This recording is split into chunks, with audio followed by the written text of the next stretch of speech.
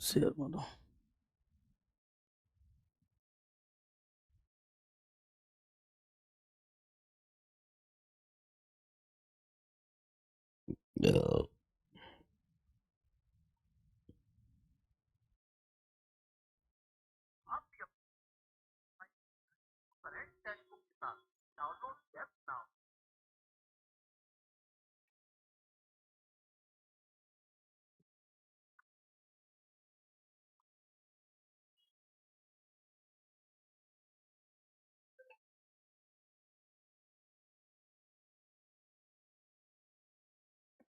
Hello hello hello hello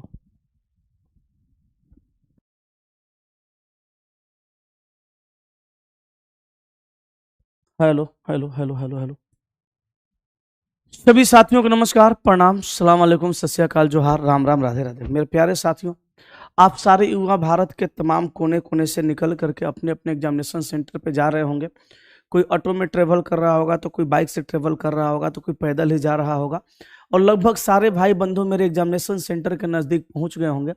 ज़्यादा नहीं, मैं 5 से 7 मिनट का समय लूंगा और आपको एक खास रणनीति के तहत मैं आपको कुछ चीज़ों को समझाऊंगा, जिसको समझने के बाद, जिसको अपने दिमाग में फिट करने के बाद अगर आप एग्जामिनेशन सेंटर में जाते हैं तो मुझे लगता है कि थोड़ा सा आपका हेल्प हो जाएगा और थोड़ा सा हेल्प आपको आपकी जॉब, आपकी नौकरी तक पहुंचा सकता है। तो सबसे पहले मैं चर्चा करता हूं जरा एग्जामिनेशन सेंटर में रहने वाले सवालों की संख्या के ऊपर। तो आपको पता है कि 100 सवाल का आपका टेस्ट होना है, मतलब एग्जाम होना है। तो सवालों का संख्या रहेगा 100। 100 सवाल होंगे आपके एग्जाम हॉल में। जरा समझिएगा चीज़ों को अच्छे से, ठीक है। 100 सवाल होंगे एग्जामिनेशन सेंटर के अंदर और समय होगा, समय जो आपका होगा वो होगा मेरे दोस्त 90 मिनट का। कितना मिनट का?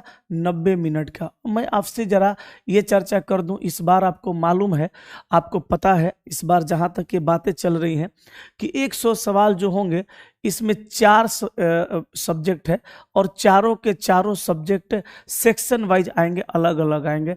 जैसे यहाँ पे मैं बात करता हूँ मैथ का, तो मैथ आएगा तो सारा मैथ एक ही जगह रहेगा। आपको मालूम है, सुनिएगा 2-4 मिनट, फिर आप एग्जाम हॉल में जाइएगा। तो मैथ आपका जो आएगा वो मैथ एक ही जगह रहेगा। रीजनिंग जो आपका आएगा वो रीजनिंग भी एक ही जगह रहेगा, है ना, रीजनिंग भी एक ही जगह रहेगा। उसके बाद साइंस जो आएगा वो भी आपका एक ही जगह रहेगा। और उसके बाद जीके आएगा और स्टैटिक आएगा, स्टैटिक जीके आएगा, स्टैटिक प्लस करेंट आएगा, वो सारा एक ही जगह रहेगा, ठीक है। इन सभी चीज़ों के बारे में आप पहले से ही जानते हैं, मुझे पता है, जहां तक आप जानते होंगे। तो मेरे भाई इस बार आपको क्या करना है ना कि 90 मिनट को अलग अलग 4 हिस्सों में तोड़ करके और चारों विषय पे आपको फिट कर देना है। इस बार की रणनीति ये रहने वाली है, ध्यान से समझिएगा। इन 90 मिनट को चारों सब्जेक्ट पे बांट करके फिट कर दीजिएगा तो भैया इस बार आपका बल्ले बल्ले। अब मैं बताता हूँ, साइंस का क्वेश्चन आपका आएगा एग्जाम हॉल में 25 और मैथ्स का क्वेश्चन आएगा आपका 25। ये बात आपको मालूम है। तो 25-25 50 हो गया और 30 क्वेश्चन आएगा आपका रीजनिंग का, है ना, 30 क्वेश्चन रीजनिंग का और 20 क्वेश्चन आपका यहाँ से आएगा। अब ध्यान से समझिएगा, आप खूब मैराथन क्लास देखे होंगे, खूब अंतिम रात, अंतिम भारी रात देखे होंगे, बहुत सारा क्लास आप देखे होंगे। तो आप एक बात अच्छे से समझते हैं कि बहुत ज़्यादा पढ़ लिए होंगे, फिर भी ये जीके और स्टैटिक और करंट आपसे 20 में 20 बनने वाला नहीं है। अच्छा, दूसरा बात आप ये भी समझते हैं कि भैया इधर जो आप है ना, इधर जो आप है बहुत ज़्यादा समय बर्बाद करके कुछ कर भी नहीं पाइएगा। अच्छा, इसमें तो कैलकुलेशन करने वाला कोई चीज़ है नहीं कि समय लगेगा। इसमें तो जो याद है वो मारिएगा, जो याद नहीं है वो नहीं मारिएगा। तो इस 20 क्वेश्चन के लिए आप लास्ट 10 मिनट का समय दीजिएगा, ये बात ध्यान रखिएगा, ठीक है। 10 मिनट का समय इधर देना है। साइंस 25 क्वेश्चन है और इसमें न्यूमेरिकल नहीं पूछता है, आपको मालूम है ग्रुप डी में न्यूमेरिकल नाम मात्र के पूछेगा, मतलब पूछेगा ही नहीं।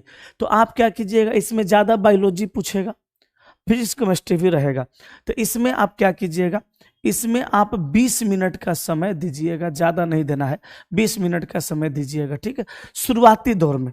जैसे शुरुआती दौर में, जैसे शुरू में क्वेश्चन बनाना शुरू करिएगा तो 10 मिनट इधर एक बार 20 क्वेश्चन देख लीजिएगा, 20 मिनट में इधर क्वेश्चन देख लीजिएगा, 20 10 30 मिनट निकाल दीजिए, 90 मिनट में से अब 60 मिनट बचा, तो 60 मिनट में आप दे दीजिए 30 मिनट का समय इधर, क्योंकि यहाँ सवालों का संख्या है 30। आप 25 सवाल में इधर भी दे दीजिए 30 मिनट का समय। आप इतना काम करिएगा, देखिएगा इस बार आपका बेड़ा पार हो जाएगा। एक उसके साथ साथ एक काम और कीजिएगा मेरे दोस्त, कि आप जो रफ शीट रखे रहिएगा, इस तरह का रफ शीट मिलता है ना, तो रफ शीट पे आप क्या कीजिएगा, रफ शीट पे क्या कीजिएगा, जैसे शुरू में मान लीजिए मैथ मिल गया, तो जो शुरू में मिलेगा वहीं से बनाना शुरू कर दीजिएगा। मैथ बनाना शुरू कर दिए, मान लीजिए 1 नंबर बना दिए, 2 नंबर बना दिए, 3 नंबर बना दिए, 4 नंबर बना दिए, 5 नंबर छूट गया, तो ये रफ शीट के ऊपर वाले कहीं कोने में हिस्से में लाइन से 5 लिख करके घेर दीजिएगा, ताकि आपको ये ध्यान रहे कि 5वां छूटा हुआ है। हालांकि वहां पे दिखता भी है लेकिन देखने में समय लगेगा, 5वां छूटा हुआ है लिख दीजिएगा। फिर बनाते चलिएगा, बनाते चलिएगा, जो जो यहाँ पे छूटेगा उस सबको लिखते चलिएगा। 30 मिनट से ज़्यादा समय मैथ में नहीं दीजिएगा, वरना मैथ में अगर समय सोचिएगा मैथ सारा बनाइए देते हैं तो बाकी इधर छूटेगा। फर्स्ट राउंड का मैं बात बता रहा हूं। फर्स्ट राउंड में 25 क्वेश्चन को 30 मिनट में नजरों से गुजार लीजिएगा, 1-2 मिनट इधर उधर होगा तो ज्यादा फर्क नहीं पड़ेगा। उसके बाद रीजनिंग वाले सेक्शन में घुसिएगा तो धड़ धड़ धड़ धड़ धड़ धड़ धड़ धड़ सवाल बनाते चलिएगा। मैथ और रीजनिंग में जो क्वेश्चन लेंदी प्रोसेस में जाएगा उसको उस टाइम स्टॉप कर दीजिएगा, उस समय रोक दीजिएगा।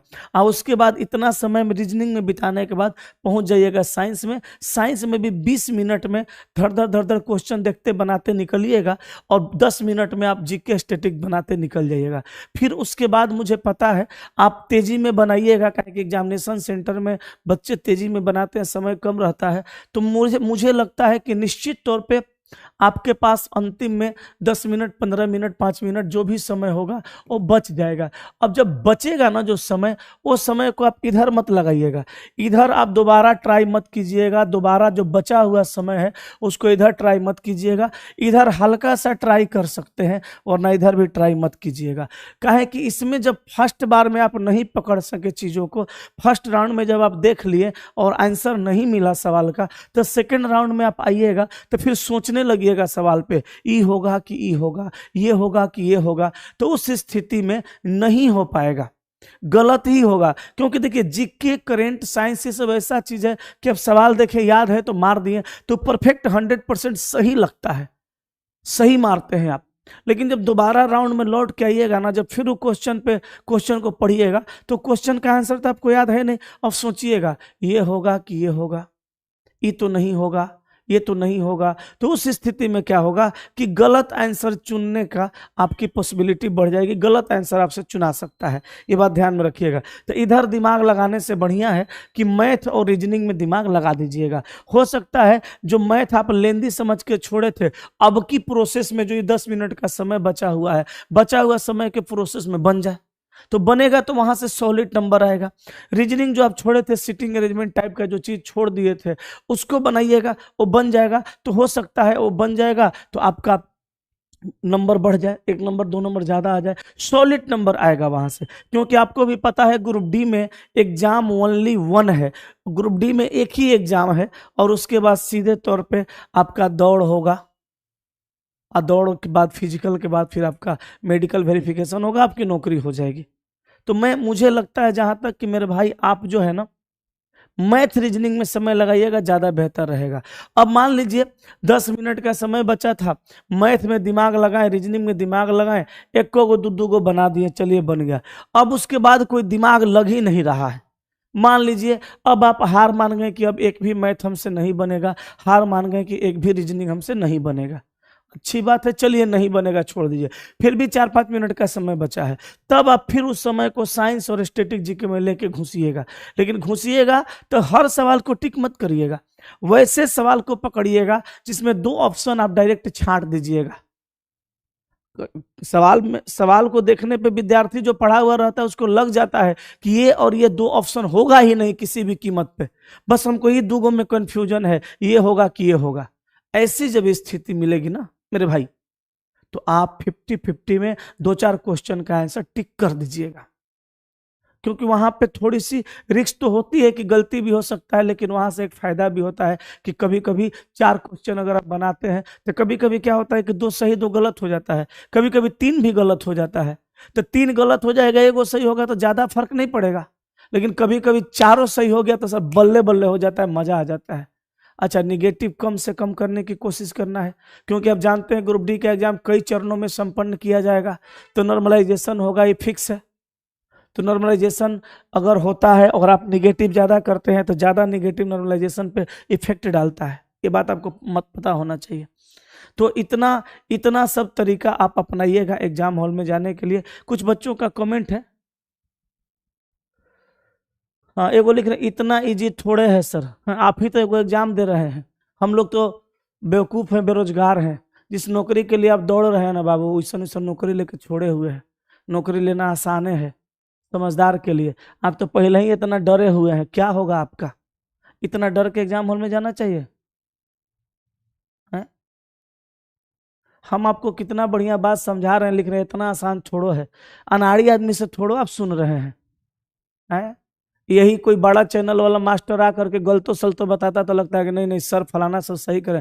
हवा बना हुआ है ना, आप लोग विद्यार्थी, आप लोग हवा देखते हैं, कौन मास्टर का हवा है? विद्यार्थी भेड़िया जैसा होता है, जिधर हवा है उधर चल दिया, नहीं आ रहा है कुछ तब वो चल दिया, कोनो मास्टर के बोली ना बुझा रहा है तब वो लाइव जुड़ के पढ़ रहा है, क्योंकि वहाँ लाइव बेसी है।